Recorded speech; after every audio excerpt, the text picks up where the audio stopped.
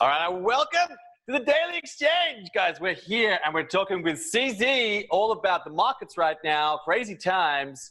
See you guys in a sec.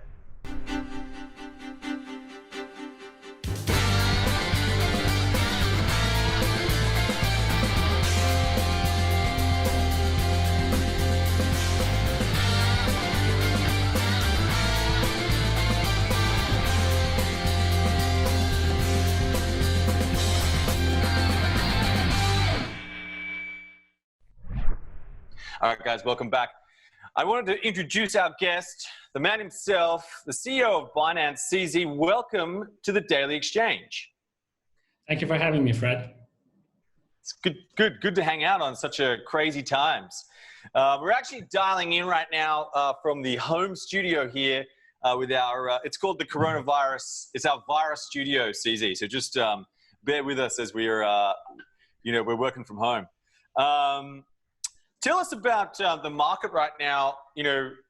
Obviously it's moved a lot recently. What's some of your general thoughts right now? What do you think is going on? Sure, I think it's definitely very volatile times. I think it's the first time we've seen a financial crisis on top of a coronavirus pandemic situation, and so there's a lot of uncertainties. We're in a new territory. So the market is very volatile. It's been quiet for the last couple of days, but like 3 or 4 days ago, there was a big drop. So there's a lot of questions being asked. Is Bitcoin a safe haven or not? A lot of those kind of things, and people are still determining it. So yeah, it's basically just a lot of activity, a lot of uncertainty. It's a great question. I think there's the Kruger tweet that's come out, and I think we'll just quote it for everyone. Bitcoin maximalists were dead wrong. Bitcoin did not behave like a store of value nor a safe haven, but rather collapsed over 60%. I hear people saying BTC is holding up well, yet no other asset ex some individual stocks and other cryptos has dropped more than BTC. That being said as well, we looked at gold. Gold has dropped in price as well, which is again gotten quite erratic. Do you think that Bitcoin is going to be a safe haven through this economic turmoil? Sure. So I think there's a lot of confusion around this point. So let me give you my little spiel about this, or my view on it. I think basically, when you talk about a safe haven or store of value asset, you have to give it context. So there are many factors and many different affecting a value of an asset or how you will act as a safe haven. And we also got to look at the time horizons as well. So it's not like if something's a safe haven, it may or may not be the safe haven always. So I think fundamentally, if you look at the Bitcoin price drops, we gotta think about the market as a population, right? So there's many people in the market. There's different segments of people. Some people are like really diehard OGs, and they basically just hold crypto. I don't like me. I don't have any fiat assets. So there's no possible way for me to buy fiat, to buy crypto. And there's like sort of intermediate guys who are sort of in between. They have maybe like 20 to 50%, let's say 20 to 80% of their wealth in crypto. And so that's like an intermediate range. And then there's the newcomers who are like sort of the beginners, what we call the beginners novice range, where they have like maybe between like less than 20% of their net assets in crypto. So maybe like 20%, maybe 0.1%. So the newcomers would, and when there's a financial crisis, no matter how it's caused, right? So people will say, hey, look, I mean, there will be some people who are in a cash crunch. They'd be like, okay, I need money to pay for rent. So I'm gonna sell something. I'm gonna sell part of my stocks and part of my crypto. And those guys, if there's, I think there's a fairly decent size of those guys, and that will actually bring the crypto price down, together with the stock price. They're the guys like us. We just don't sell crypto at all, and we will hold the crypto price up, but only to a certain level because there's so many of us. So there's different type of people in between. And I think basically the other very key factor we need to understand is that the crypto market is so much smaller than the stock market. It's like maybe 1,000 times smaller by market cap, right? So if the fiat currency market is like, I don't know, a couple hundred trillion, crypto market is only a couple hundred billion. So it's like 1,000 times smaller. So one analogy I use all the time is if you think about a Titanic going down, even if you have a float on you, if you're really close to the Titanic, you will get sucked down with it because of the current, and eventually you may float up back up again because you have the float on you.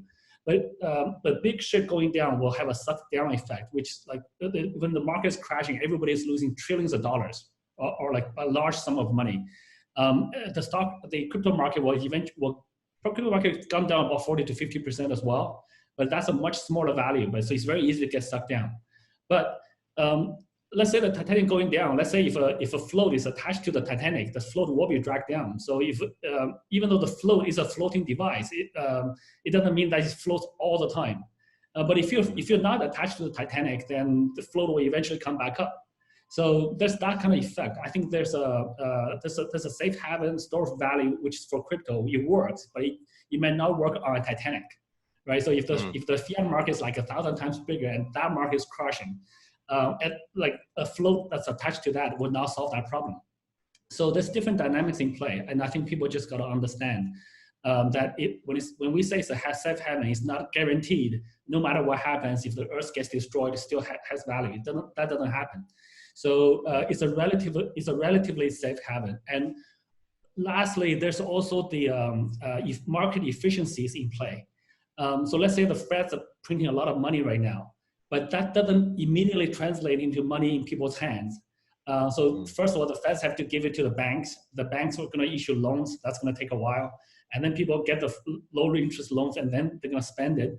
And then the economy is going to hopefully recover a bit. And then those money will be spread around. And hopefully people will buy crypto with it because the fiat may devalue over time.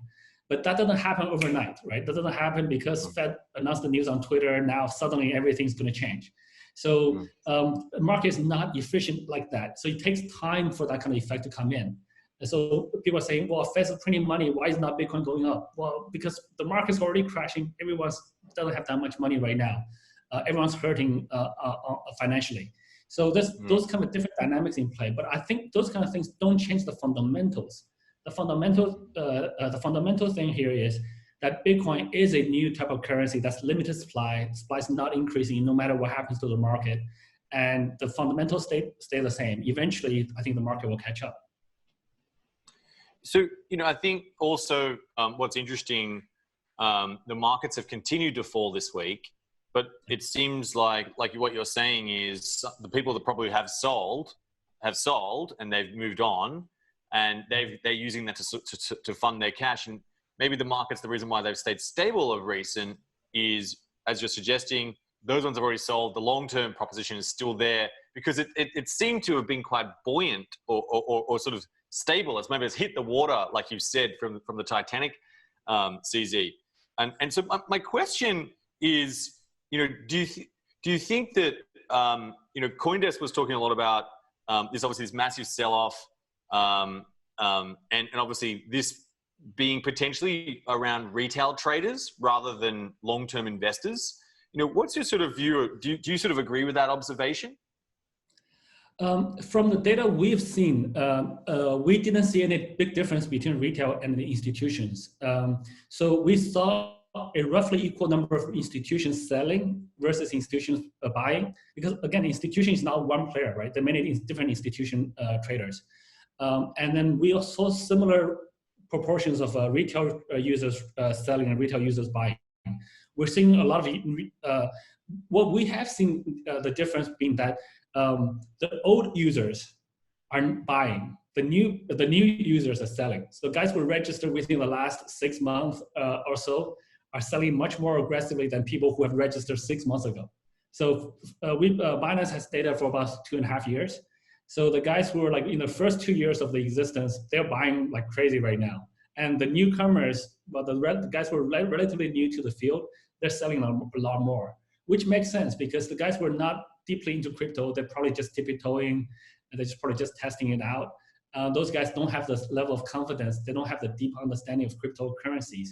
And so I think that's the dynamic we saw, whereas it's less about an institutional versus retail play from the data that we have seen. Okay. Now you talked a lot about this narrative and it potentially not changing over the medium to long term. how could you tell us what is your narrative around Bitcoin? I think Bitcoin, I think it's basically a very fundamentally different system. So especially when we look at the what's happening right now is basically there's a lot of people to blame for this financial crisis. Some people blame it on the coronavirus, but I think the virus is just a trigger. Some people blame it on the mismanaged financial system. Some people blame it on the Feds, on the regulators. Some people blame it on the CEOs. But I think it's the whole system is kind of not working anymore. I think cryptocurrency brings a new level of system. It's like a new playing field. It's much more fair, much more decentralized. It solves a lot of the fundamental problems that we have in the old industries. So in the old industries, or what we call the current system today, basically you have if Fed's printing a lot of money, giving to the banks, bailing out this sort of large companies who are deemed too large to fail. But then those are inefficient companies that we're using taxpayers' money to support. We should let those fail. So we're kind of deviating away from the capitalism mentality, where if you're not providing valuable service, you should be allowed to fail. And then on top of that, then you have CEOs who take big bonus, who like do everything, do buybacks and everything else to push the stock price up and then cash out. The VC boardroom cash out, and then the institutional investors cash out. Then again, the retail guys left holding the bag, and then the CEOs take a big check out. They quit. So there's a lot of those kind of problems that's inherent in the old system, whereas Bitcoin fixes all of this. So in Bitcoin, there's no bailout. If you misorganize your organization, you fail. It's still very possible for CEOs to like sort of cash out. Stuff like that, but then those companies don't become big because if you do that, you don't get the long-term gains. You can scam people in the short term. So like a true free economy actually solves a lot of those problems. Whereas if we still continue to do bailouts and stuff like that, we're just we prevent a problem right now, but the problem becomes bigger later until a point where we can't prevent it anymore and everything crashes. So I think Bitcoin solves a lot of those problems. So this is why I'm still very long Bitcoin, and I think cryptocurrency is fine. It's totally fine. It's not going to disappear. In fact, it's just going to grow bigger and stronger over time. So let's talk about some of the winners and losers after this is all over. We'll start with the winners. Who do you think the winners out of this is going to be? Well, I think basically, there's a few ways to interpret that. I think short term, if you look at the sort of industries, there's many different industries that are affected by the coronavirus, mainly because of all the country shutdowns and stuff like that. So anything that has to do with a lot of people, like traveling, tourism, airlines, F&Bs, all of those industries are going to be severely impacted. A few very minor industries are benefiting, like medicine, online entertainments, etc. Things that people can do at home will benefit. From a crypto versus traditional industry perspective, I think crypto. I think there will be winners and losers. So people who are making decisions now, there will be a longer term impact, right? So tomorrow the price may go down further, but tomorrow the price may go up. Again, the decisions whether you choose to buy stock or buy crypto or hold it in fiat or hold it in gold, all of those decisions will have an impact. So I think that people who choose wisely to sort of go, there's many different people in different situations. If you don't have a lot of savings, but you need money to live on a day-to-day basis, then like say you're a student, you just graduated from school, stuff like that, then you don't really have a lot. You're really just spending what you earn. So I think basically in that case, you should continue to do a good job and keep earning money. For people who have discretionary cash or funds that they can invest in, what you choose to invest in today will have a very significant impact for tomorrow. I think for that, I would usually suggest people look at much longer term horizons instead of everyone being a day trader. Say, look, I invest this, I got to get 20% gain tomorrow, etc., like that. So just look at the long term, invest now, hold it for a year, 2 years, 5 years, 10 years. For that, I think crypto is fine. Crypto is probably one of the best assets to invest in right now.